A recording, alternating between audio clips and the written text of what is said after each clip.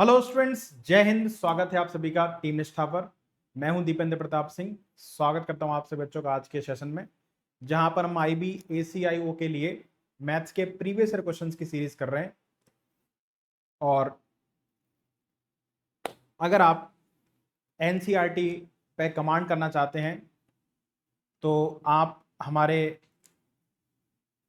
www.ncrtquiz.com पर जा करके चैप्टर वाइज क्विजेस को अटेम्प्ट कर सकते हैं, जिसमें आपको हिस्ट्री एंड ज्योग्राफी की क्लास 6 से लेकर के 12 तक के जो एनसीईआरटी है उन पर क्विजेस मिल जाएंगी।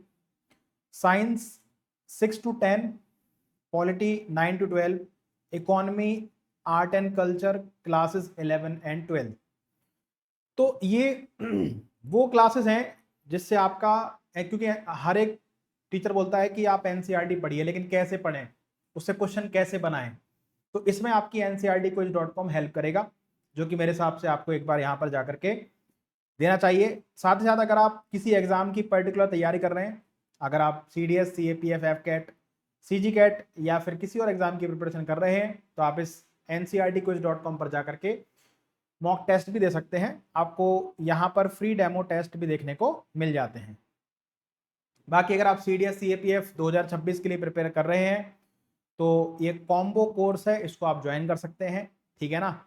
इसमें आपको कंप्लीट जीएस मिलेगा, इंग्लिश, मैथ्स, इसके बाद पेपर 2 के सेशंस जो भी हैं, मॉक टेस्ट भी आपको मिल जाएंगे, revision classes, short notes, computer classes and notes, chapter wise test and previous year question भी आपको मिल जाएंगे और लाइव डाउट सेशन भी आपको मिल जाएंगे, ठीक है ना। तो ये आप जाकर के teamnistha.com पर जाकर के ये बैच आप एनरोल कर सकते हैं, ठीक है ना। और जैसे कि आप सभी जानते हैं कि IBACIO का 2025 का एग्ज़ाम आने वाला है, तो इसके लिए हम आपके लिए लेकर के आए हैं क्रैश कोर्स, ठीक है ना, जिसमें आपको मिलने वाला है general studies plus English, maths and reasoning, और उसी लेवल के क्वेश्चन आपको कराए जाएंगे जिस लेवल के क्वेश्चन आपके पेपर में पूछे जाते हैं, ठीक है ना। क्योंकि ये क्रैश कोर्स है तो इसमें जो मैक्सिमम पोर्शन आपका एग्जाम के अंदर कवर होता है, हम उसी को टारगेट करेंगे, ठीक है ना, जहां से मैक्सिमम आपको क्वेश्चन देखने को मिलते हैं, ठीक है। इसमें आपको रिवीजन नोट्स भी मिल जाएंगे, यूट्यूब सेशंस की PDF भी मिल जाएंगी, नोट्स PDF भी आपको मिल जाएंगे और लाइव डाउट सेशंस भी आपको मिल जाएंगे, ठीक है ना। और ये चाणक्य बैच है, इसको आप जाकर के इसमें एनरोल कर सकते हैं teamnistha.com पर जाकर के, ठीक है ना। चलिए तो क्विज अगर देनी है तो www.ncrtquiz.com पर जाइए, और अगर आपको बैचेस परचेज करने हैं तो www.teamnistha.com पर जाइए, ठीक है ना। बाकी टेलीग्राम पर जुड़ जाओ, टेलीग्राम पर सर्च कर लेना टीम निष्ठा, या फिर वीडियो के डिस्क्रिप्शन में भी आपको टेलीग्राम की लिंक मिल जाएगी, ठीक है ना। तो वहां से आपको सारे नोटिफिकेशन मिल जाया करेंगे, क्लासेस कौन सी कब हो रही है ना, और कौन सा नया बैच लॉन्च हो रहा है, सारी चीज़ आपको वहां से जानकारी मिल जाएगी, ठीक है ना। बाकी समय समय पर संदीप सर आपको सारा इन्फॉर्मेशन देते ही रहते हैं। जो बच्चे नए हैं वो चैनल को सब्सक्राइब भी कर लें, ताकि कोई भी आपका नया आगे आने वाला सेशन आपका ना छूटे, ठीक है ना।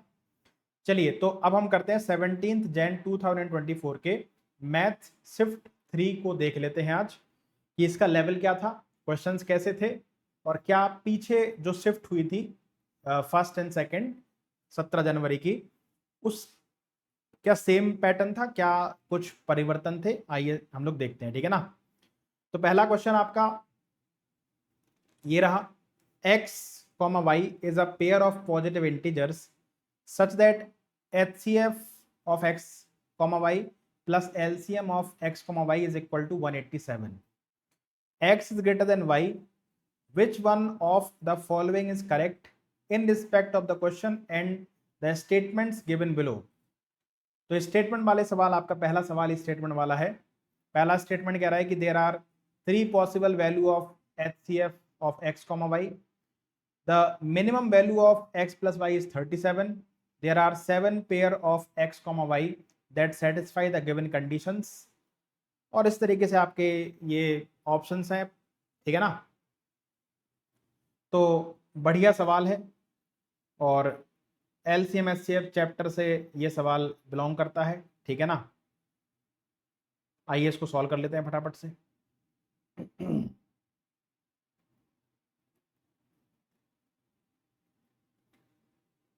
तो एक्स और वाई दो नंबर हैं, ठीक है। उन नंबर के एचसीएफ और एलसीएम का सम दे रखा है मुझे।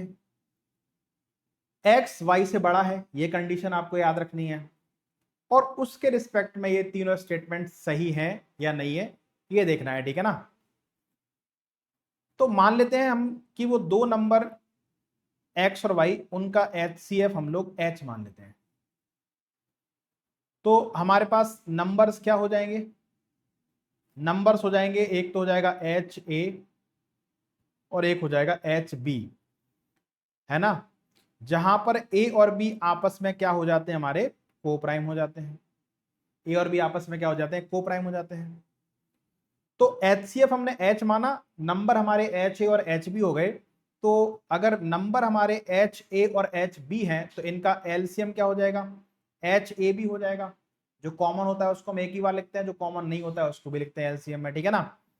अब हमें क्या दिया है, एचसीएफ ऑफ एक्स वाई, तो एचसीएफ हमने कितना माना है, H. LCM of x comma y, LCM कितना हमारे पास है, एच ए बी, और ये हमें कितना दे रखा है, 187 दे रखा है। इसमें से मैंने h कॉमन ले लिया तो क्या बन गया, 1 plus A B is equal to 187। अब आप देखोगे तो ये दो चीजों का प्रोडक्ट है, किसका, एक तो h का, दूसरा 1 प्लस ए बी का, ठीक है। तो हमें 187 को फैक्टराइज करना है। हम क्या फैक्टराइजेशन कर सकते हैं इसका, हम इसको 1 इंटू 187 लिख सकते हैं, 187 को। हम इसको 11 इंटू 17 लिख सकते हैं, 187 बड़ा ही इंपॉर्टेंट नंबर है ना। हम जब भी देखते हैं कि जो बीच वाला नंबर है वो यूनिट और 100 का सम है, तो हम समझ जाते हैं कि ये नंबर 11 से डिविजिबल होता है ना। तो हमने इसको 11 इंटू 17 लिख दिया, या फिर हम इसको 17 इंटू 11 भी लिख सकते हैं। आप कहोगे सर फिर तो हम 187 इंटू 1 भी लिख सकते हैं, लेकिन एचसीएफ जो है वो 187 नहीं हो सकता है ना। तो यही तीन केस पॉसिबल है ना।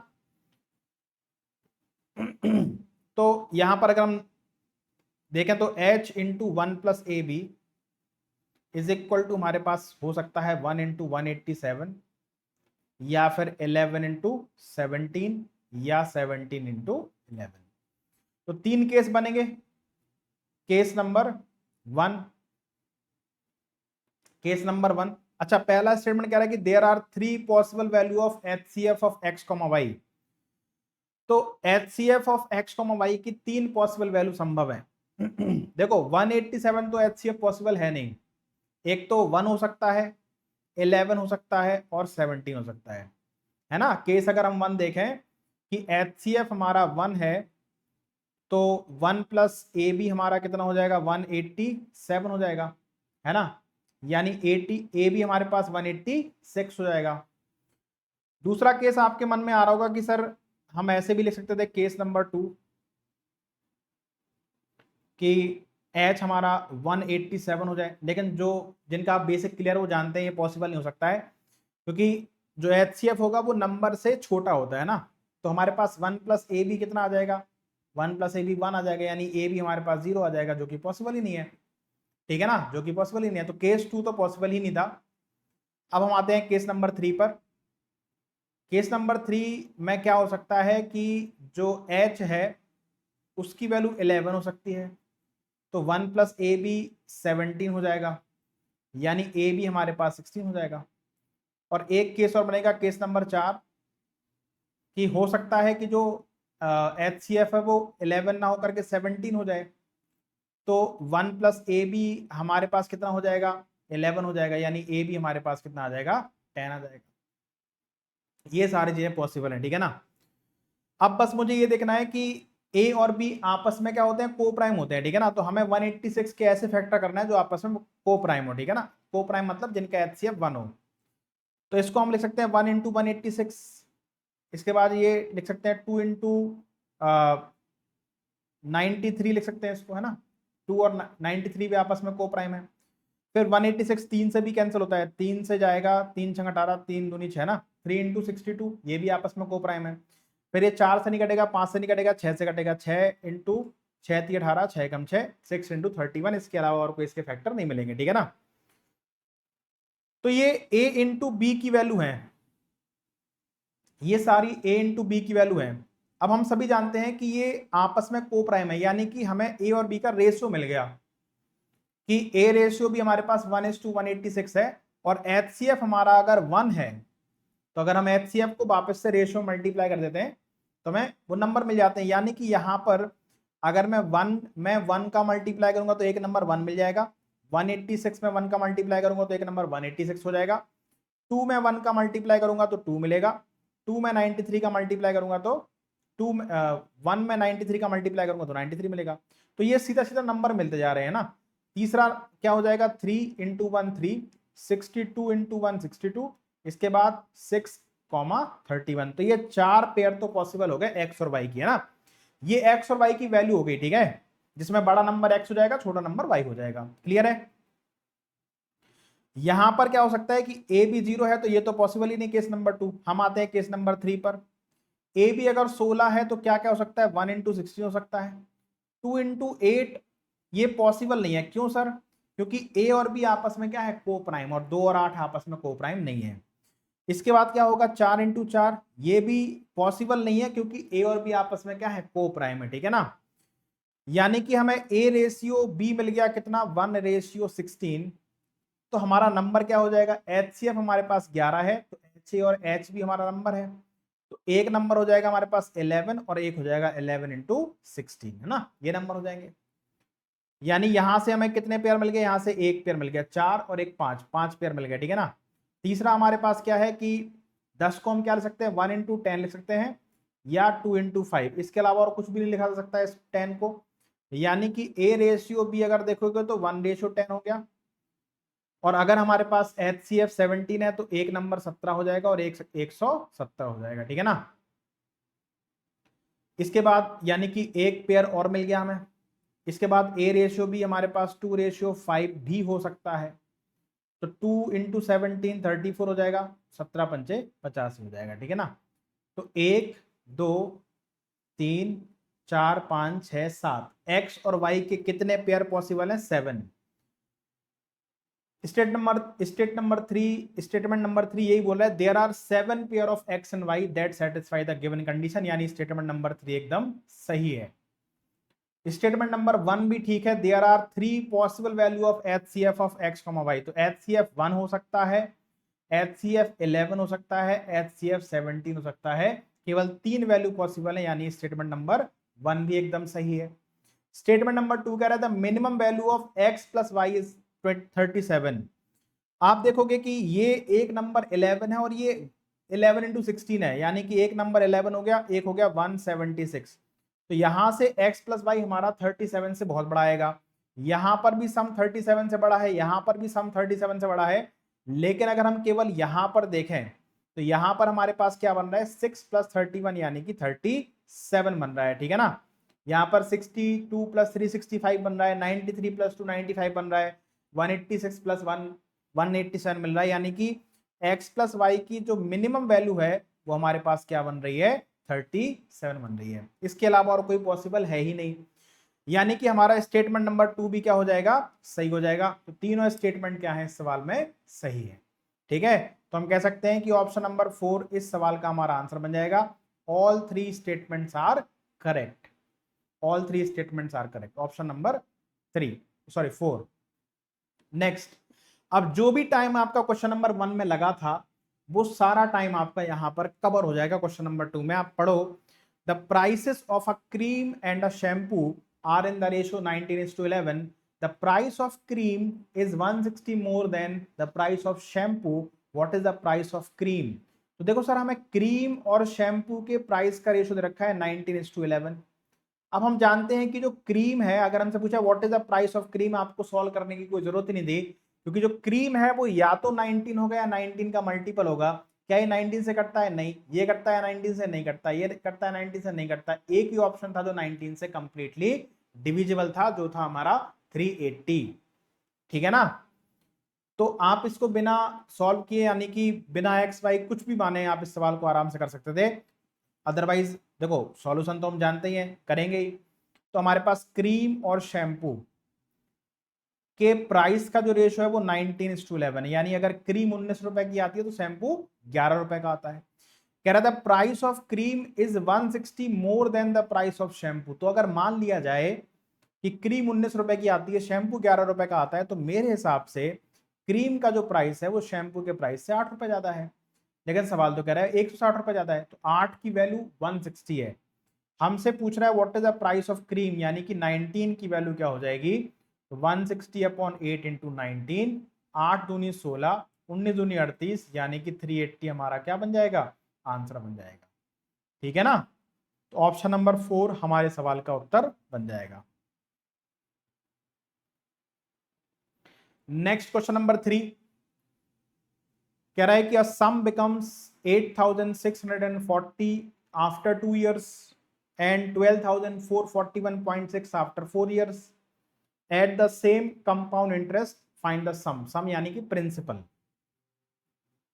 ठीक है, तो कोई प्रिंसिपल है और ये बिकम्स का मतलब क्या होता है, बिकम्स मतलब हो गया हमारे पास, बिकम्स मतलब अमाउंट। ठीक है ना, यानी कोई प्रिंसिपल था और ये 2 साल में 2 years में कितना हो गया 8640, यानी ये अमाउंट हो गया हमारा कितने साल का, 2 साल का। और यही प्रिंसिपल कितना हो जाएगा 12,441.6 हो जाएगा। ये अमाउंट है कितने साल का, 4 साल का, 4 years। ठीक है ना, ये 4 साल का अमाउंट है।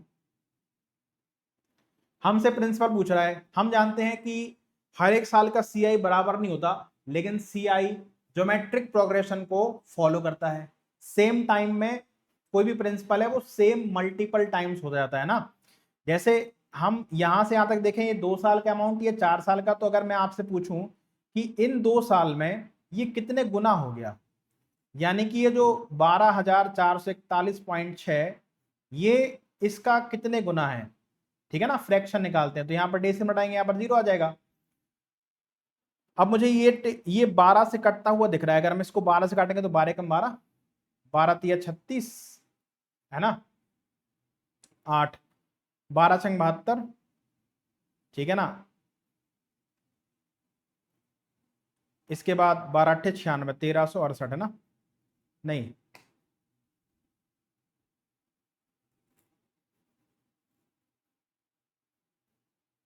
देखना क्या होगा, 12 कम 12। ठीक है, अब ये 0 आएगा, फिर 12 तिया 36। ठीक है ना, फिर 8 बचेगा 81, 12 छंग 72, 12 अट्ठे 96। ठीक है, तो ये 12 से कट जाएगा, 12 सत्ते 84, 12 दूनी 24, 72 से कटेगा, ये फिर कट जाएगा 12 से, 12 अट्ठे 96। ठीक है ना, और 7, 12 छंग 72, 12 चौको 48, फिर काटेंगे 12 छंग 72, 600, फिर कटेगा ये 12 से, 12 सत्ते 84, 12 दूनी 24, 12 पंचे 60, फिर कटेगा ये 2 से 36 बार, और ये कटेगा हमारा 25 बार। यानी कि ये 2 से 4 साल यानी 2 साल में कितना हो रहा है 36/25 हो रहा है। हर 2 साल में ऐसा होगा। अगर ये कितने गुना हो गया, ये 36/25 टाइम्स हो गया कितने साल में, 2 साल में, तो इन 2 साल में भी ये प्रिंसिपल 36/25 हुआ होगा। क्योंकि कंपाउंड इंटरेस्ट एसआई के जैसा नहीं होता कि हर साल का बराबर होता है, लेकिन ये जीपी को फॉलो करता है। अगर टाइम सेम है, यहां पर टाइम का डिफरेंस 2 साल, यहां पर टाइम का डिफरेंस 2 साल है, तो जितने गुना ये इन 2 साल में हुआ है उतने ही गुना ये इन 2 साल में भी होगा। ठीक है ना, यानी अगर हमारा प्रिंसिपल था तो ये 2 साल में कितने गुना हो गया होगा, 36/25 है ना। तो ये प्रिंसिपल को जब मैंने 36/25 से मल्टीप्लाई कर दिया तो ये हमारा 2 साल का 2 years का अमाउंट बन गया। और सवाल तो कह रहा था कि 2 years का अमाउंट हमारा कितना है 8640। मैं आंसर यहां से भी निकाल सकता हूं कि ये मेरा प्रिंसिपल है, इसमें एक बार 36/25 से मल्टीप्लाई करेंगे तो ये 2 साल का अमाउंट बन जाएगा, एक बार और 36/25 से मल्टीप्लाई करेंगे तो ये अगले 2 साल का बन जाएगा। यानी कुल मिलाकर कितने साल का हो जाएगा हमारा, 4 साल का। और 4 साल का अमाउंट हमारा 12441.6 है। लेकिन ऐसे करने की जरूरत नहीं है, क्योंकि आंसर दोनों जगह से सेम आएगा, बल्कि ये कैलकुलेटिव हो जाएगा। तो इस तरीके से आपको करने की जरूरत नहीं है, आप पहले वाले यानी कि P into 36/25 is equal to 8640 वाले से करके अपना आंसर निकाल सकते हो, ठीक है ना। 12 से काट देते हैं, 12 3 36, 12 7 84, 12 दूनी 24, ये हो जाएगा 3 दूनी 6, 3 चौक 12, 240। तो ये P आ जाएगा हमारा 240 इंटू 25, ठीक है। तो याद आएगा 0, 2500 को 100, 10, 25 50 और 10 60, यानी प्रिंसिपल हमारा कितना आ गया 6000, यानी कि ऑप्शन नंबर 2 हमारे सवाल का आंसर बन जाएगा। तो एकदम आसान सवाल था, थोड़ा सा कैलकुलेटिव होता है, कंपाउंड इंटरेस्ट आप मान करके चलिए कि थोड़ा ये कैलकुलेटिव होता ही है, ठीक है। ऐसा ही ज्यादा आसान होता है क्योंकि उसमें कैलकुलेशन नहीं होती है, होता आसान CI भी है लेकिन थोड़ा सा कैलकुलेटिव होता है। तो आंसर हमारा 6000 इसका हो जाता है। Question number 4, find the positive square root of this. इसका आपको पॉजिटिव स्क्वायर रूट बताना है क्या होगा, ठीक है ना।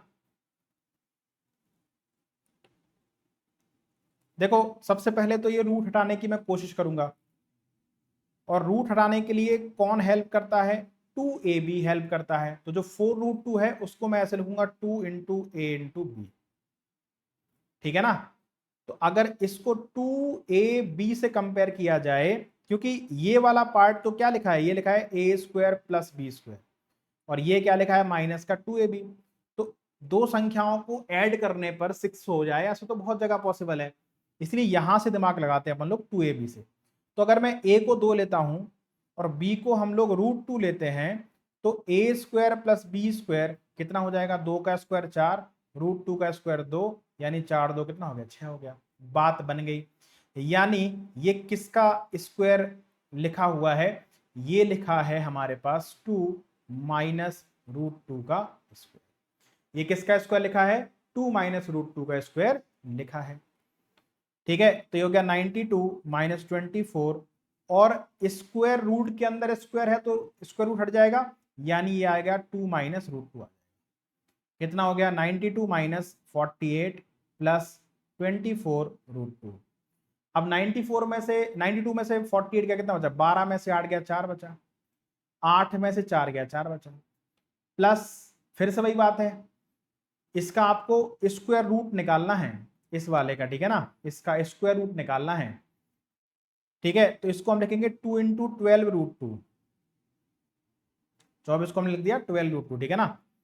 अब हम क्या करेंगे, इसको हम लिख सकते हैं 2 इंटू, या 12 को 6 लिख दो ना 6, ठीक है। जो 12√2 है ना, इसको हम लिख देते हैं 6, ब्लैक वाला हो गया, ये 2 इंटू 6 इंटू 2√2। देखो 6 का स्क्वायर 36 हो जाएगा, और 2√2 का स्क्वायर कितना हो जाता है 8 हो जाता है ना, 36 और 8 कितना 44, यानी कि हमारे पास a कितना बन जाएगा 6, और b कितना बन जाएगा 2√2 बन जाएगा। यानी कि ये किसका होल स्क्वायर लिखा है, ये लिखा है हमारे पास 6 प्लस 2√2 का होल स्क्वायर, और बीच में प्लस का साइन है तो कोई दिक्कत नहीं है, ठीक है ना। यानी हमारा आंसर आ जाएगा 6 प्लस 2√2, ठीक है ना। 6 प्लस 2√2, यानी कि ऑप्शन नंबर 1 इस सवाल का हमारा आंसर बन जाएगा, ठीक है। क्वेश्चन नंबर 1 क्या हो गया, हमारे सवाल का उत्तर बन गया। बेहतरीन सवाल था, मजा आ गया होगा, आसान सा नन्ना मुन्ना सा सवाल था। पहले सवाल में जो टाइम लगा था उसका सारा अब तक कवर हो चुका है, अब स्पीड बढ़ानी है, ठीक है ना। Question number 5 time and work का सवाल है। मिक्स प्रपोर्शन इसमें मैन एंड वुमेन है, और हम जानते हैं कि मैन एंड वुमेन जब भी आते हैं सवाल में, सवाल कैलकुलेटिव होता है, आसान होता है लेकिन कैलकुलेटिव होता है, ठीक है ना। एक बार पढ़ के देखते हैं। 35 men and 45 women working together can do a job in 84 days, while 48 men and 84 women working together can do the same job in 56 days. In how many days can the same job be done by 30 men and 21 women working together? बहुत आसान होता है, हर बच्चे का मन करेगा इस सवाल को सॉल्व करने का, लेकिन इस सवाल को सॉल्व करते समय बस ये ध्यान रखना है कि कैलकुलेशन में कोई मिस्टेक नहीं होनी चाहिए, ठीक है ना। और जितना आप इन बड़े बड़े नंबर को सिंप्लीफाई करोगे उतने जल्दी ये सवाल हो जाएगा। सबसे पहले क्या करेंगे, एफिशिएंसी निकालेंगे कि 35 मैन प्लस 49 वुमेन मिलकर किसी काम को 84 डेज में कर लेते हैं, जबकि same work 48 man 84 women same काम को कितने दिन में कर पाती हैं? 56 डेज में कर पाती हैं। ठीक है ना। अब देखो इस वाले ब्रैकेट से मुझे 7 बाहर निकालने का मन कर रहा है। 7 को मैंने बाहर निकाल लिया, 7 पंचे 35, 7 सत्ते 49। भाई मुझे मल्टीप्लाई करना अच्छा नहीं लगता है, इसलिए मैं कॉमन ऑमन निकाल के काम चला लेता हूं।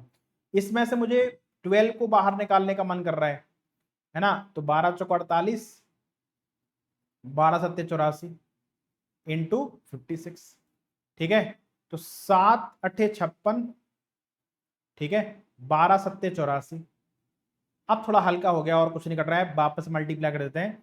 तो 35m plus 49w is equal to कितना हो जाएगा? 8 4 जा 32 प्लस 7 इंटू 8 कितना? 56, 56w। अब m में से m सब्ट्रैक्ट कर देते हैं, w में से w। 35m 32m तो कितना बचेगा? 3m। 56 49 तो 7w। तो यहां से क्या आ गया? यहां से आ गया m upon w is equal to 7/3, यानी कि मैन और विमेन की एफिशिएंसी का रेशो आ गया 7:3। यानी एक आदमी एक दिन में 7 यूनिट काम करता है, तो एक महिला एक दिन में 3 यूनिट काम करती है। ठीक है ना। अब हमसे कह रहा था कि in how many days can the same job be done by 30 man and 21 women working together. तो 30 मैन प्लस 21 वुमेन अगर एक साथ काम करें तो कितने दिनों में कौन सा काम कर लेंगे सर? Same work. कौन सा वर्क? जो काम 35 वुमेन और 49 मैन ने किया था 84 डेज में, या 48 मैन और 84 वुमेन ने 56 डेज में किया था। आपकी मर्जी है, आप दोनों में से कोई भी वैल्यू रख दीजिए जो भी आपको अच्छी लग रही है। मैंने रख दिया 35m प्लस 49w इंटू कितना हमारे पास? 84। इसके बाद क्या करना है? देखो एक आदमी एक दिन में 7 यूनिट काम करता है, तो 30 आदमी कितना काम करेंगे? मल्टीप्लाई बाय 7, यानी कि जहां जहां m दिखे वहां वहां आप 7 रख दीजिए, जहां जहां w दिख रहा है वहां वहां 3 रख दीजिए। तो ये बन जाएगा 30 into 7 plus 21 into 3 into D. इसको सॉल्व करना है और आंसर आ जाएगा, डी की वैल्यू निकालनी है। ठीक है ना। 35 इंटू कितना? 7 प्लस 49 इंटू कितना? 3 इंटू कितना हमारे पास? 84। ठीक है। अब देखिए यहां से मुझे 21 कॉमन 21 कॉमन लेने का मन कर रहा है। ठीक है ना। अगर मैंने 21 कॉमन निकाला तो 7 या 21, यानी यहां बचेगा 10, यहां पर बचेगा 3 इंटू डी। इस वाले ब्रैकेट में से भी हम लोग 7 पंचे 35, 7 7 7 21, यहां से भी 21 कॉमन निकाला जा सकता है ना। 21 नहीं निकाल सकता है, 7 निकाल सकते हैं हम लोग, है ना। 7 7 निकाल सकते हैं ना। 49 निकाल सकते हैं। ठीक है ना। तो यहां पर बचेगा 5 और यहां पर बचेगा 3 इंटू कितना हमारे पास? 84। तो 21 से कट जाएगा 4 बार, 4 बार कट जाएगा। 5 3 8, 8 इंटू 4 कितना? 32, 32 इंटू 49, 39 इंटू 30, 49 इंटू 32। ठीक है, ये करना है। यहां पर बचेगा 10 plus 3 13, 13 into D is equal to इतना। डी हमारे पास कितना आ जाएगा? 32 इंटू 5 160 है ना, 160 माइनस 32 128 है ना। तो 1208।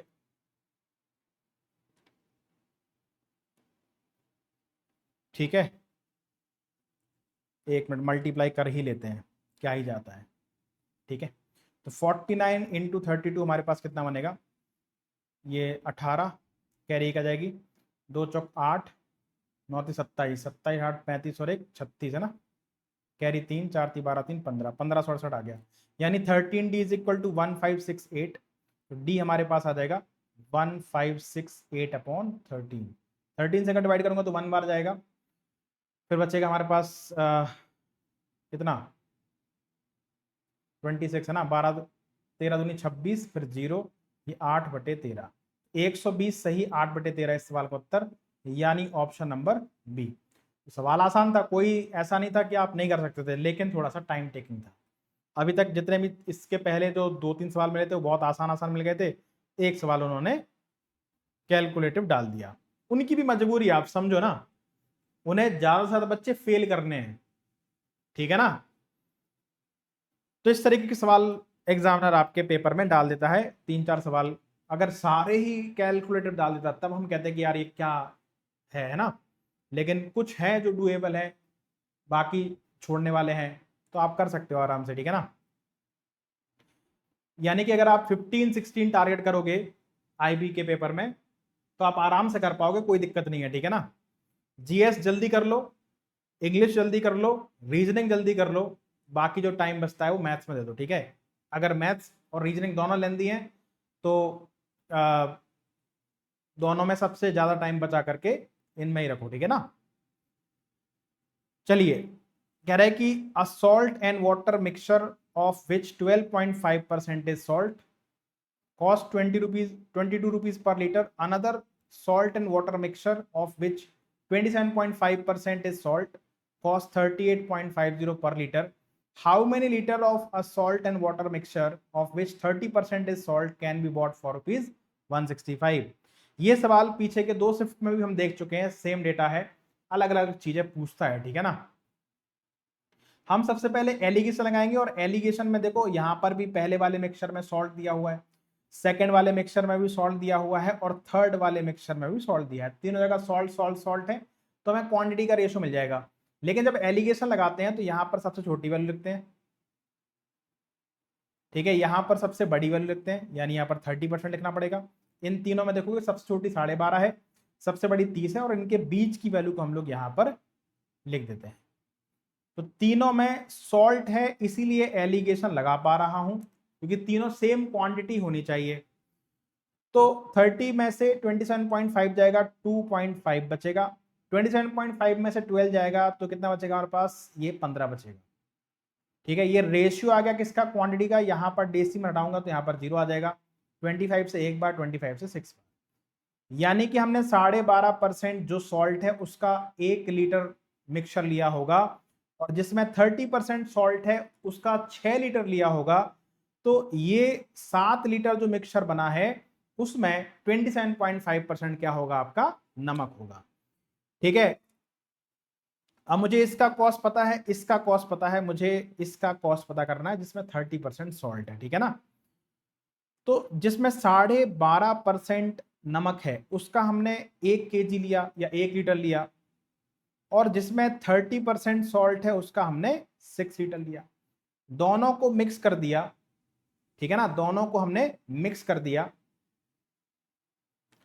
अच्छा, इनका प्राइस भी हमें पता है कि भाई जो जिसमें 12.5% नमक है उसका प्राइस है 22 रुपए पर लीटर ना, 22 रुपए पर लीटर।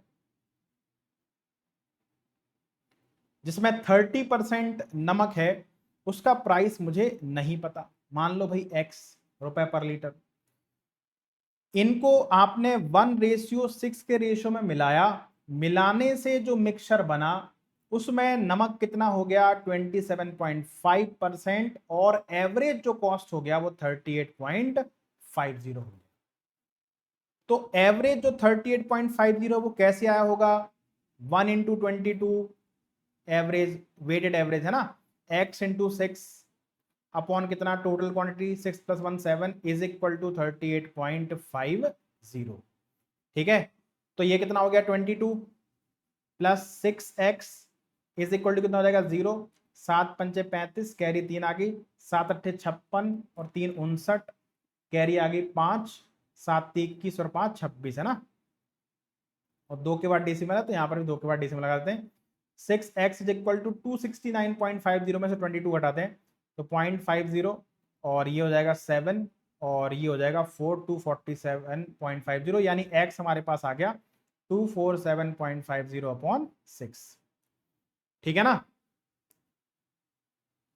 इसको काटा पीटी मचाते हैं, यहां पर हमारे पास कितना आ जाएगा, 100 आ जाएगा, 1 0 से 1 0 काट देते हैं, 5 से काटते हैं तो 5 दूनी 10, सॉरी 5 चौको 20, ठीक है, फिर 5 नाम 45 और 5 25, ठीक है, और 5 दूनी 10, यानी ये x हमारे पास आ गया 495/12, इतना आ गया, ठीक है, 495/12 आ गया। अब ये पर लीटर है, यानी 1 लीटर इतने रुपए का है, तो 165 में कितना आ जाएगा भाई, 165 अपॉन 495 अपॉन 12।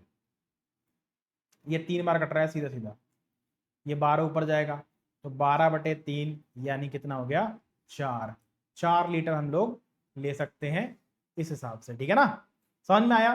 तीनों में मैंने सॉल्ट सॉल्ट सॉल्ट देखा, एलिगेशन लगाया, मुझे क्वांटिटी का रेशो मिला।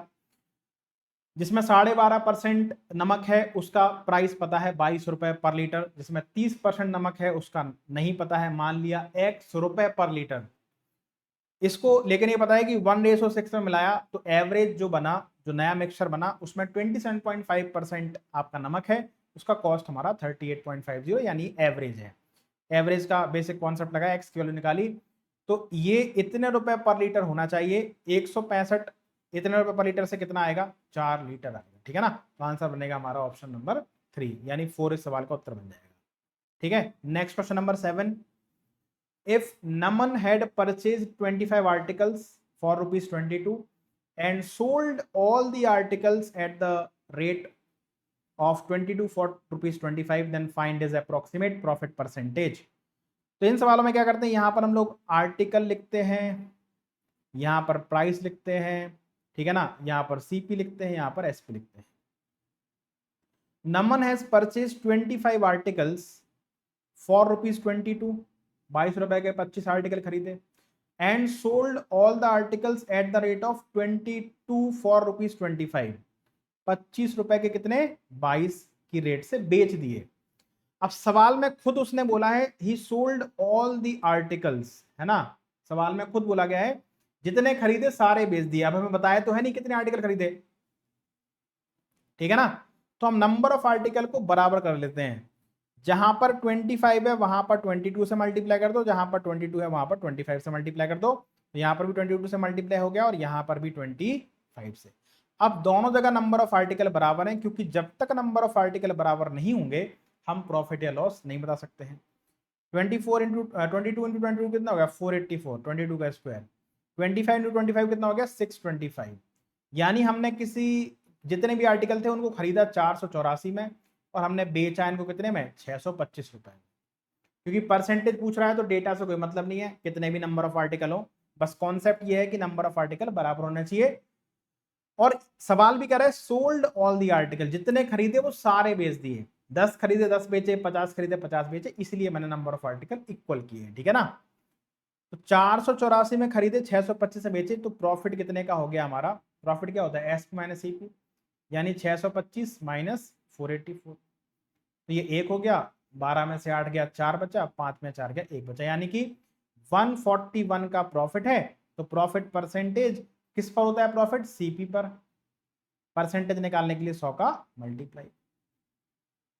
अच्छा, 484 का अगर मैं 10% काउंट करूंगा तो कितना आएगा, 48.4 आएगा, ठीक है ना। अगर मैं इसका 20% निकालूंगा, यानी कि मैं इसका दुगुना कर दूंगा, तो दुगुना कितना हो जाएगा भाई, 96, है ना, पॉइंट समथिंग हो जाएगा, यानी कि ये दो ऑप्शन तो गलत हो जाते हैं, जबकि हमारा आना चाहिए 141 के आसपास, ठीक है। अगर मैं 30% निकाल रहा हूं, यानी इसको 3 से मल्टीप्लाई करूंगा, तो इसको भी 3 से मल्टीप्लाई कर दो, ठीक है ना। तो कितना हो जाएगा, 3 चौक 12, कैरी का जाएगी 3 अट्ठे 24 और 1 25, कैरी 2 आ जाएगी, 3 चौक 12 और 2 14, यानी कि अगर मैं 30% निकालूंगा तो मेरा जो वैल्यू आएगा वो 145 आएगा, जबकि ये 30.2 है। तो इसका मतलब अब एक ही ऑप्शन बचता है हमारा, ऑप्शन नंबर 4। इसको आपको सॉल्व करने की जरूरत नहीं है, नहीं तो कोई बच्चा क्या करता, 14,100 में 484 का भाग देता है, या फिर इसको 2 से काटता, 3 से काटता है ना। तो ये कैलकुलेशन इस तरीके से आप परसेंटेज जब आपने देखे कि दो ऑप्शन नजदीक है ना, तो आप इस तरीके से आराम से एलिमिनेशन लगा सकते हो, ठीक है। तो 29.1% इस सवाल का हमारा उत्तर आंसर है। Question number 8, excluding stoppages, time speed and distance का सवाल है। द स्पीड ऑफ अ बस is 152 kilometre per hour and including stoppages it is 114 kilometre per hour. For how many minutes does the bus stop per hour. तो भाई जब हम stoppage नहीं लेते हैं, जब एक बस नॉन स्टॉप जाती है तो उसकी स्पीड 152 किलोमीटर पर आवर होती है, लेकिन अगर बीच में रुक के जाती है तो उसकी स्पीड 114 किलोमीटर पर आवर होती है। अब आप सभी जानते हैं कि जो स्पीड होती है वो एवरेज होती है ना। सपोज कीजिए दिल्ली से आपको आगरा जाना है ना।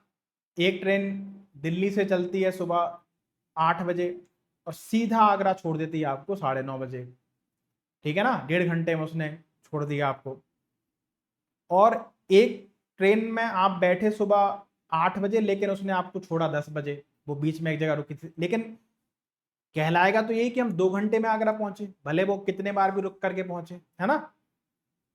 तो जब हम स्पीड निकालेंगे तो पहली ट्रेन की कैसे निकालेंगे कि पहली ट्रेन ने दिल्ली से आगरा के बीच की दूरी मान लो 300 किलोमीटर है और 1.5 घंटा लिया, तो हम 1.5 से डिवाइड कर देंगे। दूसरे में क्या करेंगे, 300 को हम 2 से भाग करेंगे, तो स्पीड इस तरीके से निकलती है। जबकि जब ट्रेन रुकती है तो वो एक जगह रुकी रहती है ना, चलती नहीं है, तो वो काउंट लेकिन टाइम में होता है वो पूरा पूरा काउंट, ठीक है ना। तो यहां पर डिस्टेंस कांस्टेंट है। डिस्टेंस आप चाहे रुक रुक करके ट्रेवल करें, दिल्ली से आगरा आप बीच बीच में रुक रुक करके जाएं या फिर नॉन स्टॉप जाएं, डिस्टेंस आपको बराबर ही ट्रेवल करनी है। Distance is equal to speed into time. और अगर डिस्टेंस कांस्टेंट होती है, कांस्टेंट का मतलब इक्वल, तो स्पीड और टाइम का प्रोडक्ट कांस्टेंट हो गया। दो चीजों का प्रोडक्ट अगर कांस्टेंट है तो दोनों आपस में कैसे हो जाते हैं, इनवर्सली प्रोपोर्शनल हो जाते हैं। तो हमसे कह रहा है कि अगर हम एक्सक्लूड कर दें, एक्सक्लूड स्टॉपेजेस, तो स्पीड हो जाती है बस की 152 किलोमीटर पर आवर। लेकिन अगर हम बीच में रुकते हुए जाएं यानी इंक्लूड स्टॉपेजेस, तब हमारी स्पीड कितनी जाती है बस की, ये हो जाती है 114 किलोमीटर पर आवर। तो ये स्पीड का रेशो है। डिस्टेंस कांस्टेंट है तो टाइम का रेशो क्या हो जाएगा, स्पीड का इनवर्स, यानी 114 रेशियो 150, 153 है ना, 152, हाँ 152 है, ठीक है ना। तो ये हमारे पास अगर हम इसको 2 से काटेंगे, 2 पंचे 10 है ना, और 2 सत्ते 14, 2 सत्ते 14 है ना, 2 छक 12। अब ये 19 से कट जाएगा हमारा, 1957, 1976। यानी ये टाइम का रेशो हो गया कि अगर हम एक्सक्लूड करते हैं स्टॉपेजेस तो हम पहुंच सकते हैं 3 घंटे में, और अगर हम रुकते हुए जाएं तो सेम डिस्टेंस को हम 4 घंटे में ट्रेवल करेंगे। यानी कि अगर हम बिना रुके हुए जाएं तो सेम डिस्टेंस को 3 घंटे में ट्रेवल किया जा सकता है, और बीच में रुक रुक के जाएं तो हम 4 घंटे में ट्रेवल पहुंच सकते हैं। यानी कि हम 3 घंटे की डिस्टेंस को 4 घंटे में ट्रेवल कर रहे हैं, यानी हम 1 घंटा फालतू ले रहे हैं। और वो फालतू किस में लिया जा रहा होगा, स्टॉपेजेस में। यानी कि ये जो 4 घंटे हैं, इन 4 घंटों में मैं कितने घंटे रुका हूं, टोटल 1 घंटा। तो 4 घंटे में 1 घंटा, तो हर घंटे यानी 1 घंटे में आप कितना रुकते होंगे, 1/4। और इसको आप मिनट में चेंज कर लो, यानी आप हर घंटे कितना रुकते हैं, 15 मिनट, ठीक है ना। तो हमारा आंसर जो बनेगा इस सवाल का वो बनेगा ऑप्शन नंबर 1। बहुत ही बढ़िया सवाल है, ऑप्शन नंबर 1, 15 मिनट्स इस सवाल का हमारा उत्तर बनेगा, ठीक है। Question number 9, a shopkeeper buys 3 varieties of sugar, 99, 120 and 144 per kg respectively, and mix them in the ratio 9:2:1 in order to earn y% profit after giving a discount equal to 1/6 of the mark price. The mark price per kg of the blended sugar is fixed at rupees 178.50. What is the value of y? y की value क्या है? ऐसा सवाल हम पीछे के 2 shift में भी कर चुके हैं ना। सबसे पहले क्या निकालूंगा मैं, देखो यहां पर एमआरपी है, 1/6 का आपने डिस्काउंट दे दिया तो एसपी मिल जाएगा। भाई डिस्काउंट आपका 1/6 का है, यानी अगर एमआरपी आपका 6 रुपए है तो आप डिस्काउंट कितना देते हो, 1 रुपए। यानी एमपी अगर 6 रुपए है, 1 का डिस्काउंट दे दिया तो बेचा कितने में, 5 में। यही कहने का मतलब है। तो यहां से एसपी आ जाएगा, ठीक है, कि मार्क प्राइस हमारा 178.50 है, ये एमआरपी है, और इस पे आप 1/6 का डिस्काउंट देते हो, यानी बेचते कितने में हो गए, 5/6 में। तो ये हमारा सेलिंग प्राइस आ गया इस आर्टिकल का। अब एक सेलिंग प्राइस हम सीपी से भी निकाल सकते हैं, लेकिन उसके लिए मुझे सीपी चाहिए पूरे ओवरऑल का ना। तो यहां पर हमारे पास देखो 99 rupees per KG, 120 rupees per KG और 144 रुपीज पर केजी के 3 वैरायटी की शुगर हैं, जिनके क्वांटिटी का रेशियो 9:2:1 है। 9:2:1 है, यानी कि 99 रुपए पर केजी की हमने 9 किलोग्राम मिलाई, 120 की 2 किलोग्राम, 144 की 1 किलोग्राम, ठीक है ना। अब इन सीपी निकालना हो तो आप इसमें वेटेड एवरेज लगा सकते हो, लेकिन वो कैलकुलेटिव होता है। हम क्या करते हैं, हम मान लेते हैं let average is equal to 90। अगर एवरेज 99 है तो ये तो ना कम ना ज्यादा, यानी कि 0। ये 120 99 से कितना ज्यादा है, 21, और ऐसे कितने हैं, 2, यानी प्लस का 21 इंटू 2। 144 99 से कितना ज्यादा है, 45, है ना, और ऐसे कितने हैं, 1, यानी 21 दूनी 42, प्लस का 42 प्लस का 45, कितना हो गया, 5 2 7 4 4 8, यानी कि, और ये 87 क्या होगा, ये किसी एक में डिवाइड होगा नहीं, ये 9 2 11 और एक 12 में डिवाइड होगा, यानी जो हमारा एवरेज है 99 प्लस 87/12 होना चाहिए, ठीक है ना। इसको थोड़ा सॉल्व कर लीजिए। एवरेज यानी कि ये सीपी आ गया 99 होल 87/12, ये हमारा सीपी आ गया, ठीक है। इसको अगर देखोगे तो 1299 प्लस 12 12 7 84 है ना, प्लस 3/12 ऐसे लिख सकते हैं, 84 और 3 87 है ना। तो 99 और 7 कितना हो गया, 106, 106 सही 3/12। अब 3/12 को 1/4 मत लिखो, क्यों अभी बताता हूँ, ठीक है ना। 12 छंग 72, 12 कम 12, 12 72 प्लस 3 12 75/12, ये सीपी आ गया 12 75/12। और मुझे प्रॉफिट हुआ है y परसेंट का, यानी कि 100 प्लस वाई अपॉन वाई, ये मेरा प्रॉफिट है, ठीक है। तो ये सीपी था और ये इसमें हमने प्रॉफिट से मल्टीप्लाई कर दिया, तो हमारा क्या आ गया, एसपी आ गया, ठीक है। अब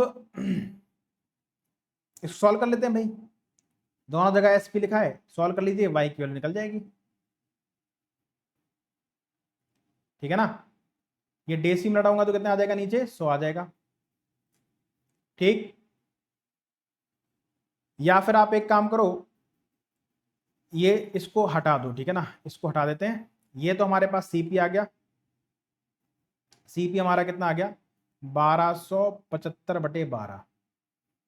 यहां से एसपी निकाल लेता हूं मैं, ठीक है ना, तो 100 प्लस वाई की जरूरत नहीं पड़ेगी। अब एक जीरो से एक जीरो कट गया, 5 से कट गया 2 बार, तो ये आ गया हमारे पास 1785/12। अब हमने खरीदा तो था 1275/12 में, लेकिन हमने बेचा कितने में, 1785/, तो हमें प्रॉफिट हो रहा है। प्रॉफिट क्या होता है, एसपी माइनस सीपी। एसपी कितना है, 1785/12, सीपी कितना है, 1275/12, एलसीएम कितना आएगा, 12 आएगा, 1785 माइनस 1275, ठीक है ना। 0 हो गया, 8 में 7 गया, 1 बचा, 17 में से 12 गया, 5 बचा, 510/12, ये प्रॉफिट है। अब प्रॉफिट परसेंटेज निकालूंगा मैं, 510/12 का प्रॉफिट है कितने पर, सीपी क्या है मेरा, सीपी है 1275/12, परसेंटेज निकालने के लिए 100 का मल्टीप्लाई, 12 से 12 कट जाएगा, ठीक है ना, 12 से 12 कट जाएगा। 17 से काट दो, 17 × 3 = 51, 30, और 17 7 119, ठीक है ना, और 19 और 8 27, 17 पंचे 85, 15 दूनी 30, 15 अपना 75, 5 दूनी 10, 20 दूनी 40, यानी हमारा प्रॉफिट परसेंटेज कितना आ गया, 40%, ठीक है। इस सवाल का उत्तर हमारा ये बना। तो इसमें काम क्या था, एक तो आपको सीपी निकालना था, दूसरा यहां से आपको एसपी निकालना था, बस यही काम था, इसी में जो भी थी कैलकुलेशन थी, ठीक है ना। बाकी आराम से कर सकते थे, 40% इस सवाल का उत्तर है। Question number 10, question number 10, Ravi and Rajeev decided to run 960 metre long race on a track as long as the length of the race. 960 metre race दौड़नी है और ट्रैक की लेंथ भी 960 मीटर ही है, ठीक है ना। दो लोग हैं, रवि और राजीव, है ना। तो 960 मीटर ट्रैक की लेंथ भी है और रेस भी 960 मीटर की ही है। एक है रवि, दूसरा है राजीव, ठीक है ना। ये दो पार्टिसिपेट कर रहे हैं इस रेस में। Which of the statements below is are sufficient to conclude that Rajiv ran at speed of 10 metre per second. तो हमें नीचे दिए गए स्टेटमेंट से ये पता करना है किससे ये पता लगेगा कि राजीव की स्पीड 10 मीटर पर सेकेंड है। इससे पहले वाली शिफ्ट में भी हमने ये सवाल सॉल्व किए हुए हैं, ठीक है ना। उसमें ये पूछ रहा था कि 3/8 वाला है ना। चलो, पहला statement, Ravi is allowed to start 5 second before Rajiv start running. क्या इससे राजीव की स्पीड पता चल जाएगी? नहीं। Ravi ran at 8 metre per second, इससे राजीव की स्पीड पता चल जाएगी क्या? नहीं। Rajiv caught up with Ravi with 3/8 of the track length still to be covered। अकेले तीनों स्टेटमेंट से कुछ पता नहीं चलेगा, लेकिन अगर तीनों को मिला दिया जाए, पहला statement, Ravi is allowed to start 5 second before Rajiv start running, यानी कि राजीव के दौड़ने से 5 सेकेंड पहले ही रवि दौड़ना शुरू कर देगा। ठीक है sir. Ravi ran at 8 metre per second, ठीक है।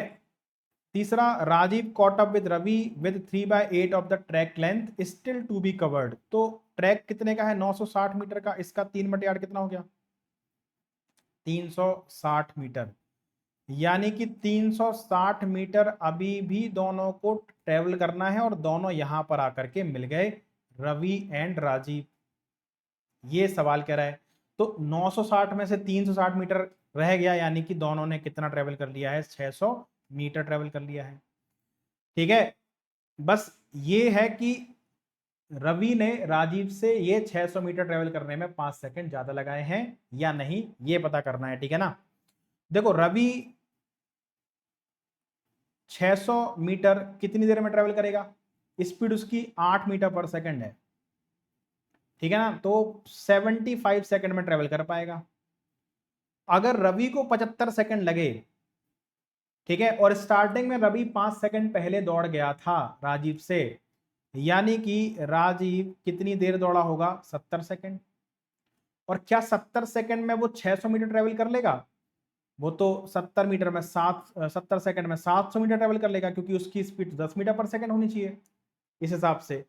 यानी कि अगर हम तीनों स्टेटमेंट को मिला भी देंगे, तब भी ये नहीं बता सकते हो कि राजीव की स्पीड 10 मीटर पर सेकंड है या नहीं। ठीक है ना। क्योंकि अगर उसकी स्पीड 10 मीटर पर सेकंड होती तो वो 70 सेकंड में 600 मीटर ही ट्रेवल कर रहा होता। सवाल के हिसाब से वो यहां पर दोनों मिले होते। ठीक है ना।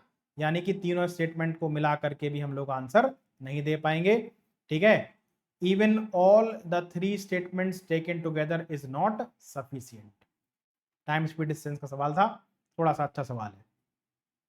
Question number 11, the greatest number of wagons that can be attached to a locomotive engine if the speed is not to fall below 14 km per hour is given as 144। यानी एक लोकोमोटिव इंजन में अगर उसकी speed आपको 14 से कम नहीं गिरानी है, तो उसमें आप मैक्सिमम 144 डिब्बे ही कनेक्ट कर सकते हो। उससे ज्यादा आपने कर दिया तो उसकी स्पीड 14 से कम हो जाएगी। ठीक है ना।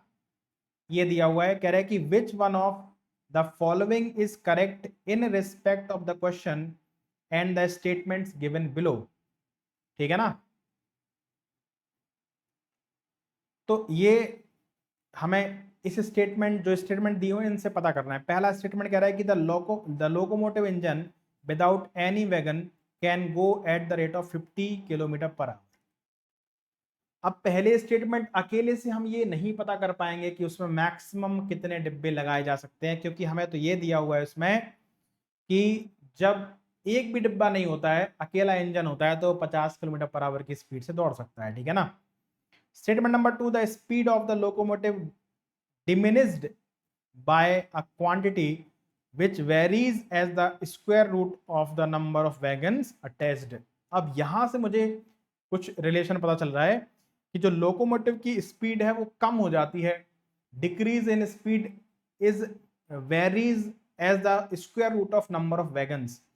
यानी कि decrease in speed is directly proportional to the square root of number of wagons. यानी कि डिक्रीज इन स्पीड, अगर ये डायरेक्टली इनवर्सली प्रोपोर्शनल का साइन हटाते हैं तो एक कांस्टेंट आ जाता है, के रूट डब्ल्यू के बराबर है। ठीक है ना। ये स्पीड नहीं है, ये डिक्रीज इन स्पीड है। ठीक है ना। जैसे मान लीजिए जब कोई डिब्बा नहीं लगाया तो 50 की स्पीड है, एक डिब्बा लगा दोगे तो स्पीड कम हो जाएगी। कितनी कम? 2 कम, 3 कम, 4 कम, तो वो वही है। जैसे 50 से मान लो एक डब्बा लगा दिया और स्पीड 49 हो गई, तो डी एस कितना है? 1 है उसकी वैल्यू, ठीक है ना। स्टेटमेंट नंबर 3 कह रहा है with 16 wagons its speed is 38 kilometre per hour. तो तीनों स्टेटमेंट का यूज करना पड़ेगा, तीनों स्टेटमेंट का यूज करना पड़ेगा। दूसरे स्टेटमेंट से ये रिलेशन पता चला, तीसरे स्टेटमेंट से हम के की वैल्यू निकाल लेंगे। क्यों?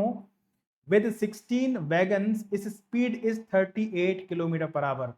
जब कोई भी वैगन नहीं होता है तब स्पीड 50 होती है, आपकी स्पीड 38 हो गई, यानी कितनी कम हो गई? 12 कम हो गई। कब?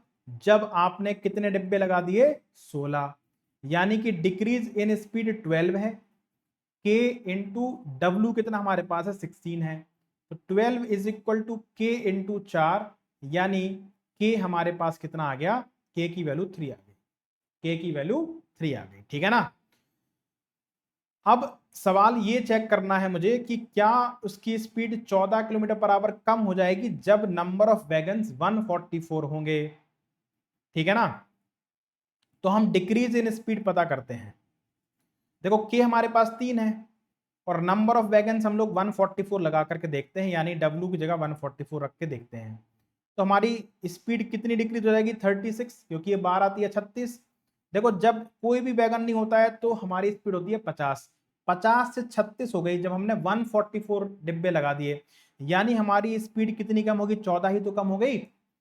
यानी कि हम तीनों स्टेटमेंट से मिला करके ये कह सकते हैं कि हाँ, मैक्सिमम 144 वैगन्स आप अटैच कर सकते हो अगर आपको स्पीड आपकी 14 से कम नहीं गिरानी है, ठीक है ना। तो आंसर क्या बनेगा कि all the 3 statements together are sufficient. तीनों स्टेटमेंट मिलाकर के सफिशिएंट है आंसर देने के लिए, ठीक है ना। All the 3 statements together are sufficient. बहुत बढ़िया सवाल था, बेहतरीन सवाल। Question number 12, the product of two coprime number is 1073, find their LCM. हम सभी जानते हैं कि जो भी को प्राइम नंबर्स होते हैं उनका एचसीएफ 1 होता है और एलसीएम उन संख्याओं का प्रोडक्ट ही होता है।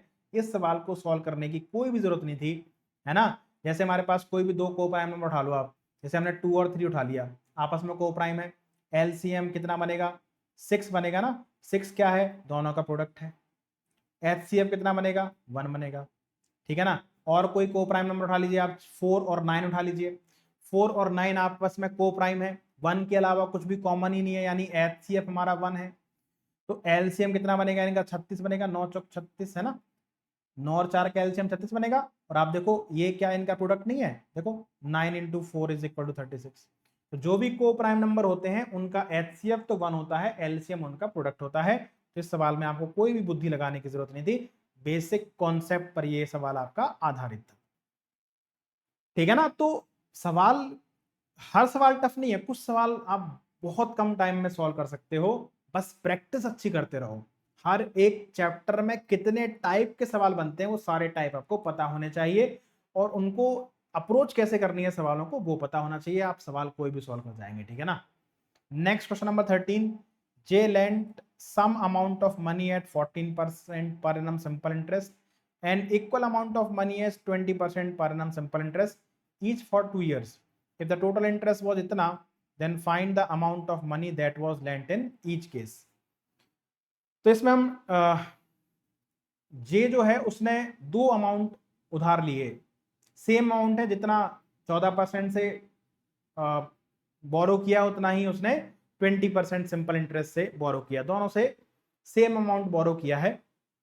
2 साल बाद उसको कुल ब्याज मिला 9,520 रुपए, ठीक है। तो आपको बताना है कि उसने कितने रुपए उधार लिए थे, ठीक है। तो अगर 14% सिंपल इंटरेस्ट है, 2 साल में कुल कितना ब्याज लगा होगा? 28% पहले पार्ट से। दूसरे पार्ट पे कितना ब्याज लगा होगा? 20 दूनी 40%, ठीक है। हम जानते हैं कि जब हम रेट ऑफ इंटरेस्ट में एलिगेशन लगाते हैं तो हमें प्रिंसिपल का रेशो मिलता है, और सवाल कह रहा है कि दोनों प्रिंसिपल आपस में क्या है? बराबर है। एलिगेशन लगा दिया मैंने। इनका डिफरेंस कितना है? 12। इनका सम कितना है? 2, 2 की वैल्यू 12, ये दोनों आपस में बराबर होने चाहिए, ये और ये। एलिगेशन का बेसिक रूल 1 की वैल्यू 6 हो गई, यानी ये 6 है तो ये भी हमारे पास 6 है, यानी कि सॉल्व करने पर रेशियो 6 आ रहा है। तो हम सभी जानते हैं यहां पर जो वैल्यू लिखी होती है वो वैल्यू इन दोनों के बीच की होती है, यानी 28 से बड़ी होगी, 40 से छोटी होगी। सपोज कीजिए यहां पर अगर हमारे पास x है तो हम कैसे घटा रहे होंगे कि 40 माइनस एक्स बराबर 6, यानी x बराबर 34, या x माइनस 28 बराबर 6, तब भी x हमारे पास कितना आएगा 34 आएगा। दोनों ही कंडीशन में x हमारा 34% आएगा, यानी कि हमें कुल मिलाकर के जो ब्याज मिला वो 34% मिला एक पार्ट पे, तो दो पार्ट पे कितना मिलेगा 68%। और इस 68% की वैल्यू कितनी है 9520। हमारा सिंपल इंटरेस्ट क्या होता है, प्रिंसिपल 100% होगा, 100% की वैल्यू निकाल लेता हूं मैं, 9520 अपॉन 68 इंटू 100 है ना। 17 चौको 68, 17 पंचे 85, 17 छक्के 102, 140, 14,000 हमारे पास क्या बन जाएगा सवाल का। ठीक है, ईच केस में कितने बोरो किए गए 14,000। आंसर क्या बनेगा हमारा ऑप्शन नंबर 4 बन जाएगा। Question number 14, a number increased by 57% gives 942, find the number. मान लीजिए कोई नंबर 100 है, उसमें जब हम 57% इंक्रीज करते हैं तो 100 का 57% 57 हो गया, तो वो हमें कितना देगा 157 देगा। तो 157 की वैल्यू कितनी है 942 है, तो नंबर यानी कि 100 की वैल्यू 942 अपॉन 157 इंटू 100। ठीक है, ये 6 बार कट रहा है, 15 छक्का 90, ठीक है, और 6 7 42, तो 600 हमारा क्या है वो नंबर। ऑप्शन नंबर ए इस सवाल का। कितना आसान था। Question number 15, Prakash and Inaya started a business investing rupees 77,000 and 84,000 respectively. In what ratio the profit earned after 2 years be divided between Prakash and Inaya respectively? हम सभी जानते हैं ये पार्टनरशिप का सवाल है, और पार्टनरशिप में प्रॉफिट जो होता है वो डायरेक्टली प्रोपोर्शनल होता है इन्वेस्टमेंट और टाइम के प्रोडक्ट के। अगर टाइम कांस्टेंट है, कांस्टेंट मतलब इक्वल है, जैसे प्रकाश ने भी 2 साल के लिए इन्वेस्टमेंट किया है और इनाया ने भी 2 साल के लिए इन्वेस्टमेंट किया है, यानी टाइम कांस्टेंट है, तो जो प्रिंसिपल है वो जो प्रॉफिट है वो डायरेक्टली प्रोपोर्शनल हो जाएगा इन्वेस्टमेंट के, प्रिंसिपल नहीं प्रॉफिट। तो दोनों के इन्वेस्टमेंट का जो रेशियो है वही उनके प्रॉफिट का रेशियो है, बस यही सवाल था, खत्म कहानी। तो प्रकाश और इनाया, प्रकाश ने इन्वेस्ट किए 77,000 और इनाया ने इन्वेस्ट किए 84,000। 3 0 से 3 0 गए, 7 से गया 11 बार, 7 से 11 12 बार गया, ये इनके प्रॉफिट का रेशियो है 11:12। खत्म काम। क्वेश्चन नंबर 16, अब आपको लंबा छोड़ा दिख रहा है, टाइम इसमें दे देंगे थोड़ा सा क्योंकि पीछे के 2-3 सवालों में टाइम बचा लिया है।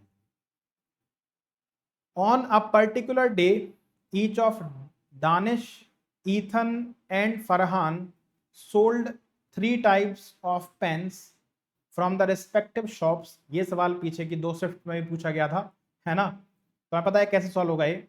दानिश, इसके बाद ईथन, ईथन हंट है ना, और फरहान, 3 टाइप के पेन होंगे, type A, type B and type C. ठीक, on a particular day each of Danish, Ethan, Farhan sold 3 types of pen from their respective shops. Danish and Ethan sold an identical number of pen of type A. कौन कौन, दानिश और Ethan ने, अगर type A के दानिश ने ए pen sold किए तो Ethan ने भी ए ही पेन सोल्ड किए। While Farhan sold twice as many pens of type A as Danish and Ethan together sold. जो फरहान है उसने दानिश और ईथन ने कुल मिलाकर के जितने टाइप ए के पेन बेचे उनका दुगना दानिश और ईथन ने ए प्लस ए 2A बेचे, तो इसने कितने बेचे होंगे 2A का दुगना 4A, यानी फरहान ने टाइप ए के 4A पेन बेचे। आगे बढ़ते हैं, the ratio of number of pens of type be sold by Danish, Ethan and Farhan is 3:4:1। तो सेकंड टाइप के हमने टाइप बी के हैं तो 3B, इसके बाद 4B और B मान लेते हैं, ठीक है ना, 3 4 1। अब XYZ इसलिए लिख रहा हूं ताकि वो कंफ्यूजन ना हो, ठीक है ना। आगे, and Ethan and Farhan sold an identical number of pens of type C each. कौन कौन? फरहान और ईथन, इसने सी बेचे तो इसने भी सी बेचे, ठीक है ना। Danish sold thrice as many pens of type C as each of Ethan and Farhan sold. तो फरहान और ईथन दोनों में से प्रत्येक ने जितने बेचे उसका 3 गुना किसने बेचे हैं? दानिश ने। ये कहानी है सारी, ठीक है ना। अब आते हैं, कह रहा था 3 sellers sold each of the type of pens at difference price per unit. अभी तो हमारा ये चीज हुआ है, ठीक है ना। अब हम लोग इस सवाल को क्या करेंगे? सॉल्व करेंगे। तो ये सवाल अच्छा होता है भाई। एक खाली पेज ले लेता हूं मैं। अरे क्या हो गया इसको?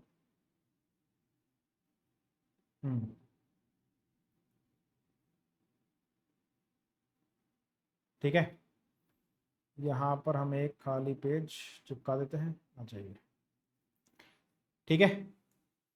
अब असर्शन दे रखा है मुझे, it is possible that Danish sold each pen of type A eight a loss of ₹2। तो दानिश ने 2 रुपए के लॉस पर बेचा टाइप ए को। Each pen of type B at a profit of ₹4। Type B के 3 है, एक पर 4 रुपए का प्रॉफिट है तो 3 पर कितने का आ जाएगा? 12 रुपए का, 12B। And each pen of type C at a loss of ₹5। Type C के कितने? 3C बेचे हैं, तो उसको लॉस हुआ है 5 का एक पे, तो 3C पे कितने का हो जाएगा? 15 का। तो कुल मिलाकर के उसको 144 का क्या हुआ है? प्रॉफिट। इसको इक्वेशन नंबर 1 बोल देता हूं, आगे चल के इनको सॉल्व करेंगे, ठीक है ना। नेक्स्ट पेज पर, Ethan sold each pen of type A eight a profit of 5। Ethan ने टाइप ए के ए पेन बेचे, उसको एक पेन पर 5 रुपए का, तो ए पर 5A का profit. Each pen of type B at a loss of ₹1। Type B के उसने 4B पेन बेचे हैं, एक पर 1 रुपए का लॉस, तो 4 पर 4B, इतने का लॉस हो गया, ठीक है ना। And each pen of type C at a profit of ₹7। Type C के उसने सी बेचे हैं, है ना। प्रॉफिट हुआ है एक पेन पे 7 का, तो सी पे 7C का। And made overall profit of ₹13, 13 रुपए का प्रॉफिट हो गया। इक्वेशन नंबर 2, ठीक है ना। तीसरी इक्वेशन बना लेते हैं, Farhan sold each pen of type A eight a profit of ₹3। Farhan ने 4A बेचे हैं, एक पेन पर 3 रुपए का, तो 4A पे 12 रुपए का, 12A का profit. Each pen of type B at a profit of ₹4, तो 4B का प्रॉफिट हो गया कुल। Each pen of type C at a loss of ₹6 minus 6C is equal to कितना? 240। Equation number 3। बस ये देखना है कि नंबर ऑफ पेन्स की ABC है, नंबर ऑफ पेन्स है ना, वो डेसिमल में नहीं आने चाहिए, ठीक है ना, या फ्रैक्शन नहीं आना चाहिए उनमें, बस ये चेक करना है। 3 इक्वेशन 3 वेरिएबल। रीजन कह रहा है कि framing and solving the 3 possible linear equation. देखो लीनियर इक्वेशन बन रही है 3, बिल्कुल सही बात है। We will find that we get a unique solution, तो हमें यूनिक सॉल्यूशन मिलना चाहिए, है ना। अब देखो पहली इक्वेशन हमारी क्या है? माइनस का 2A प्लस का 12B, इसके बाद माइनस का 15C इज इक्वल टू 144, ठीक है। हम इन दोनों इक्वेशन को देखते हैं, ठीक है ना, इन दोनों इक्वेशन को देखते हैं। तो ये है 5A माइनस 4B, ठीक है। इसके बाद plus 7C is equal to 13। ये हमारे पास 12A plus 4B, 12A plus 4B और माइनस का 6C इज इक्वल टू 240।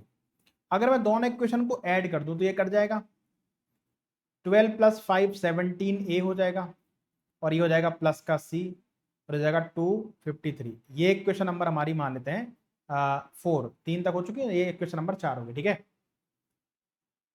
अब एक काम करते हैं, इस इक्वेशन में करते हैं हम लोग 3 से मल्टीप्लाई।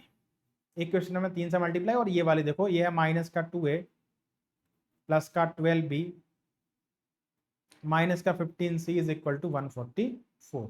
इसमें 3 का मल्टीप्लाई करूंगा तो क्या बन जाएगा? ये बन जाएगा हमारे पास 5A, सॉरी 5 थी 15A ठीक है, माइनस का 12b प्लस का 21c बराबर 39। दोनों को जोड़ दो तो 15 और 12 कितना हो गया 13, 13a, 15 और 6 21 प्लस का 6c इज इक्वल टू, जोड़ा है तो ये जुड़ जाएंगे, 9 और 4 13, 4 3 7 और 1 8, 183। ठीक है ना। अब एक काम करते हैं, इस इक्वेशन में हम लोग किससे मल्टीप्लाई कर देते हैं 6 से, तो ये कितना हो जाएगा 13 से 78, 78a प्लस 6c, ठीक है, इज इक्वल टू 253 इंटू 6 कितना हो गया 6 3 18, कैरी 1, 6 पंचे 30 और 1 31, कैरी 3, 6 दूनी 12 और 3 15, 1518। ठीक है ना। और ये आ जाएगा 13a plus 6c is equal to 183। सब ट्रैक कर दो तो ये कट जाएगा, 78 में से 13 कितना हो जाए 65, 65a इज इक्वल टू कितना, 8 में से 3 गया 5 बचा, 11 में से 8 गया 3 बचा, और 14 में से 1 गया 13 बचा। ठीक है ना। तो ये a हमारे पास कितना आ गया 1335/65। बस ये चेक कर लो कहीं a की वैल्यू फ्रैक्शन में तो नहीं है। ये 5 से काट के देख लेते हैं एक बार ना। तो 5 दूनी 10, 5 छक्का 30, 5 सत्ते 35, है ना। 5 से काटेंगे 13 बार, 13 दूनी 26। ये आपका डेसिमल में आएगा a। नंबर ऑफ पेन्स कैसे फ्रैक्शन में हो सकते हैं, नंबर ऑफ पेन्स तो फ्रैक्शन में हो ही नहीं सकते हैं। यानी कि ये रीजन तो सही है लेकिन ये असर्शन क्या है, गलत है। ठीक है ना।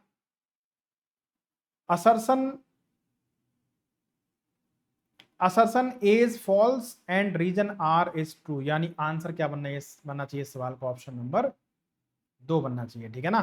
करेक्ट आंसर हमारा 2 है, assertion A is false, reason R is true. Reason तो सही था ना उसका। Question number 17, in a 60 litre mixture of milk and water the water content is 40%, how many litre of water should be added to increase the water content to 60%। 60 litre का दूध पानी का mixture है, इसमें 40% पानी है, 60% दूध होगा, इसमें क्या मिला रहे हो, पानी। तो जब 40% पानी था जितना दूध तब था, 60% पानी होगा उतना ही दूध तब भी होगा। तो जब 60 लीटर का मिक्सचर था, 40% पानी था तो मिल्क था 60%, यानी 36 लीटर। 36 लीटर क्या था, मिल्क था, जब 40% पानी हुआ करता था।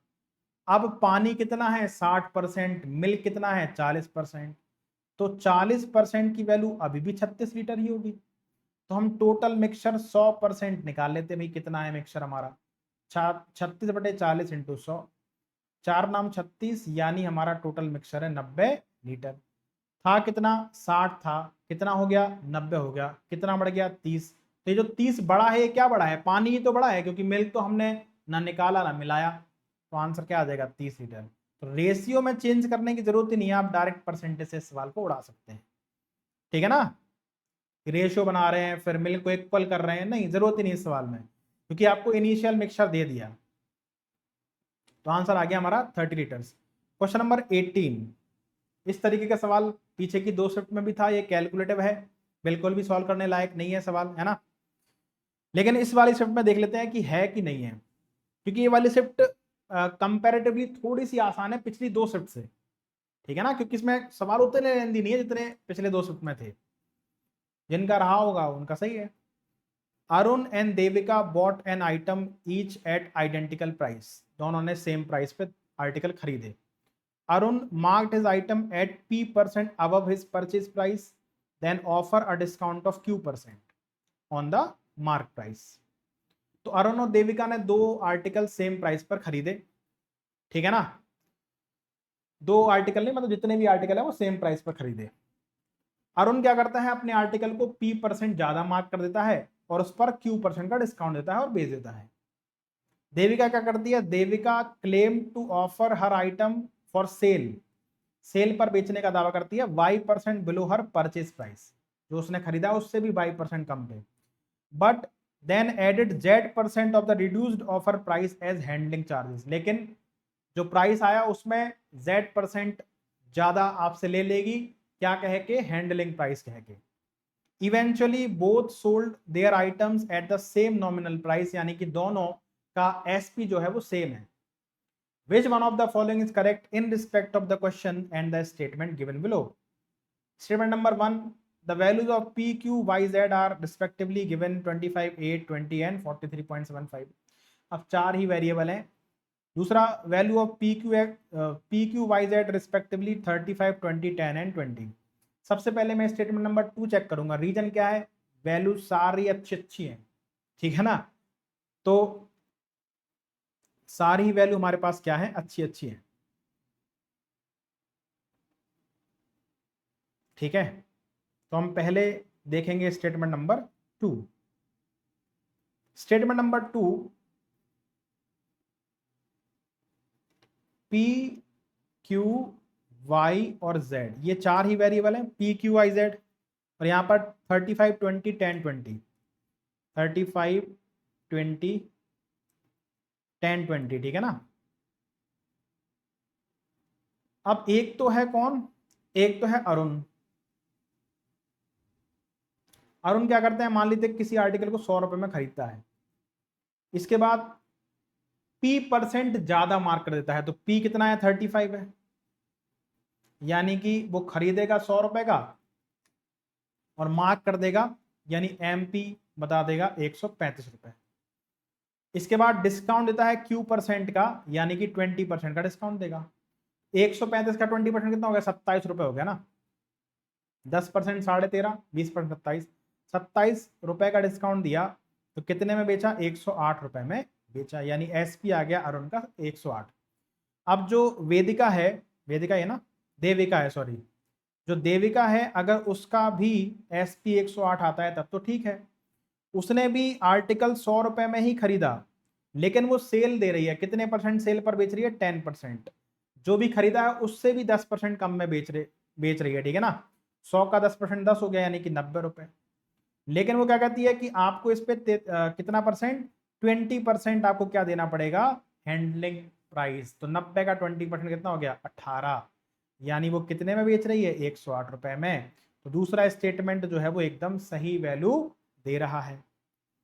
अब स्टेटमेंट नंबर 1, क्योंकि बिना स्टेटमेंट नंबर 1 चेक हुए तो आंसर लगा ही नहीं पाएंगे हम लोग, है ना, क्योंकि only statement 1 is feasible, neither of the two statement is feasible. तो ये गलत हो गया हमारा, ठीक है। ये भी गलत हो गया क्योंकि स्टेटमेंट नंबर 2 भी फीजिबल है।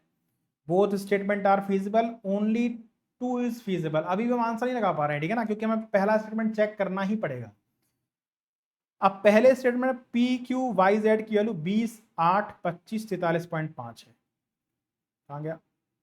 हाँ, पी क्यू वाई जेड कितनी कितनी है? 25 8 20 43.5।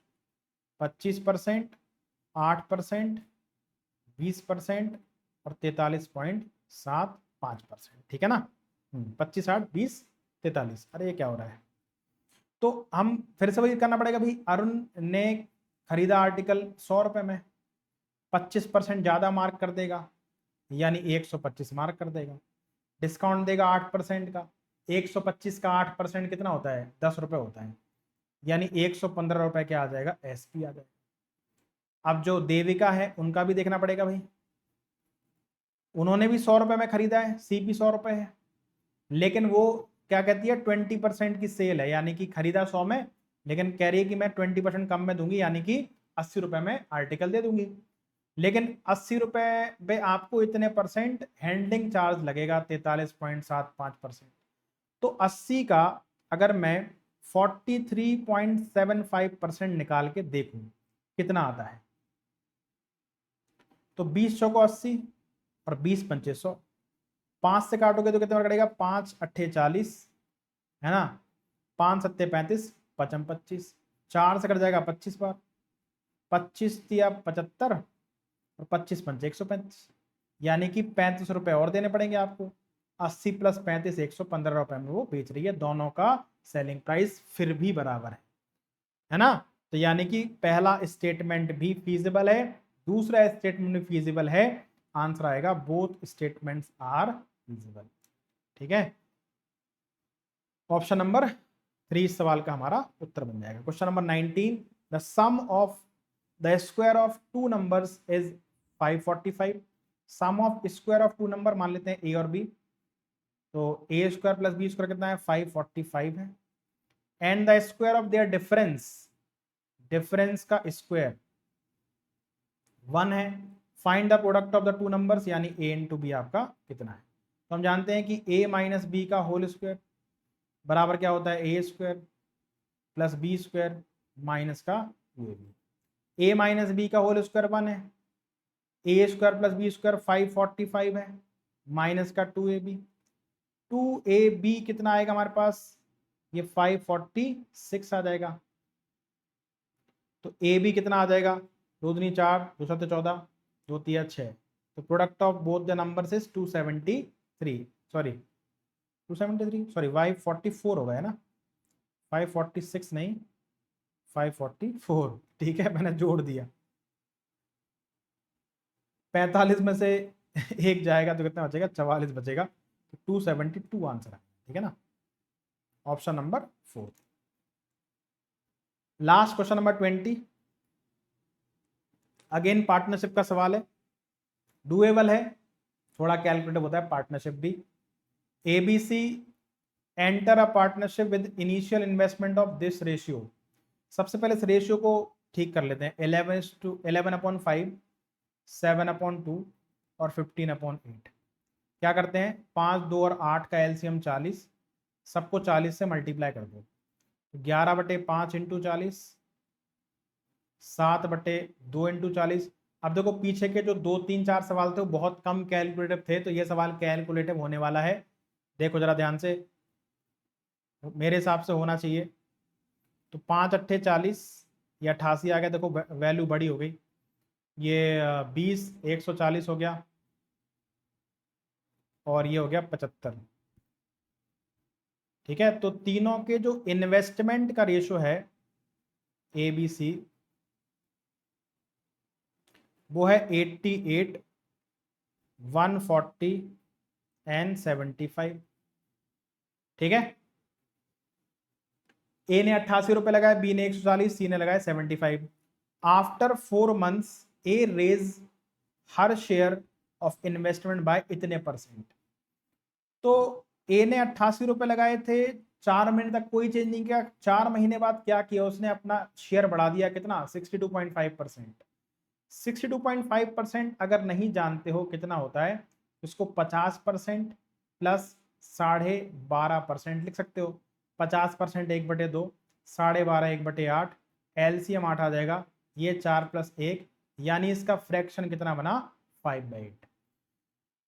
तो ए ने 88 रुपए लगाए थे, 88 का 5/8, यानी कि अब वो 55 रुपए और लगा देगा, यानी 88 + 55 कितना हो गया हमारे पास, 153 रुपए उसके लगे हुए हैं। अब सॉरी 143 हो गया ना, 8 5 13, 13 14, 143 लगे हुए उसके ना। अब उसके कितने लगे हैं भाई, 143 रुपए उसके लगे हुए हैं, ठीक है ना। और 1 साल बाद प्रॉफिट देखा जा रहा है आफ्टर 12 मंथ्स। तो 4 महीने तक 88, बाकी के 8 महीने तक ये। तो ये ए का investment into time is equal to profit का रेशियो। बी ने कोई चेंज नहीं किया, 140 लगाए थे, पूरे 12 महीने तक 140 लगे हैं। सी ने 75 रुपए लगाए थे, पूरे 12 महीने तक 75 रुपए लगे। अब मैं क्या करूंगा, पूरी इक्वेशन में 4 से डिवाइड कर दूंगा। तो 4 एकम 4, 4 दूनी 8, 4 तिया 12, 4 तिया 12, ठीक है। और किसी से नहीं कट रहा है, 143, 2 2 किसी से नहीं कट रहा, ठीक है ना। ये जगह 3 दूनी 6, और ये 286, 286 + 88 कितना हो जाएगा, 6 8 14, 8 6 14, इसके बाद 8 और 8 16 1 17, 374, ये 420, और ये हो गया 225। ये तीनों के प्रॉफिट का रेशो हो गया। अब इतना टोटल प्रॉफिट हुआ, इसमें ए का शेयर कितना है, देखो मैंने कहा था ये कैलकुलेटिव है। तो ए का शेयर है 374, अपॉन टोटल कितना है ये 5 और 4 9, ठीक है, 2 2 4, 7 4 11, 4 2 6, 6 3 और 1 10, 1019। तो टोटल 138584 में कितना होगा, ठीक है ना। ये कितना होगा, 9 10 11, 13 दूनी 26, 13 से कट रहा है ना, 13 7 91, ठीक है, नहीं 13 से नहीं कट रहा है।